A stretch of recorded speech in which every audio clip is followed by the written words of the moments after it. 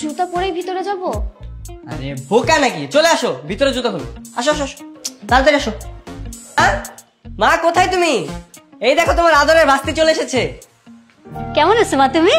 আসসালামু আলাইকুম ফুপু। ওয়ালাইকুম আসসালাম। কত বড় হয়ে গেছে মেয়েটা। মা বাবা কোথায়? বাবা, সুমি, মিলন, ওদের কাউকে তো দেখছি না। ও আচ্ছা, কেরাম খেলতেছে।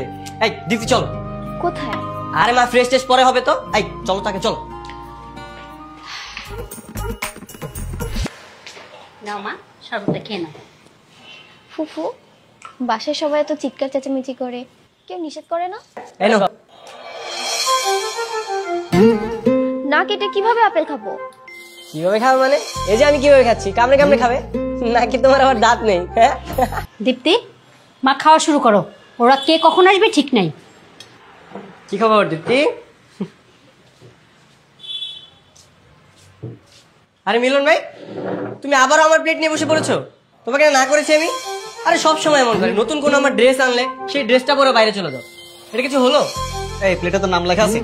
আমি সামনে প্লেট পেয়েছি, আমি খাচ্ছি। তোর সামনে প্লেট নেই, ওটা খা। ভালো হয়ে যাও, বুঝছো? আমার ভালো হচ্ছে নাই।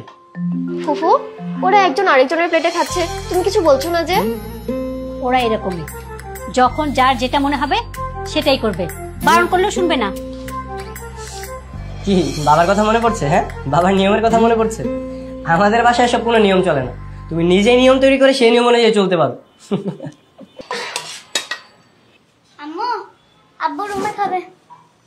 আচ্ছা ঠিক আছে, তোরা সবাই খেয়ে নে, তারপর আমি খাবার নিয়ে যাবো তোর বাবার জন্য। ফুফু, ফুফা ডাইনিং এ নাকি বেডরুমে খাবে? শুধু বেডরুমে না, বেডের উপরে বসে খাবে। আমাদের বাসায় এটা কোনো ব্যাপারই না। বুঝতে পেরেছি, বাবার কথা মনে পড়ছে না? আরে তুমি চাইলে তুমিও খেতে পারো বেডরুমে, যাবা নাকি? না না, আমি এখানেই ঠিক আছি।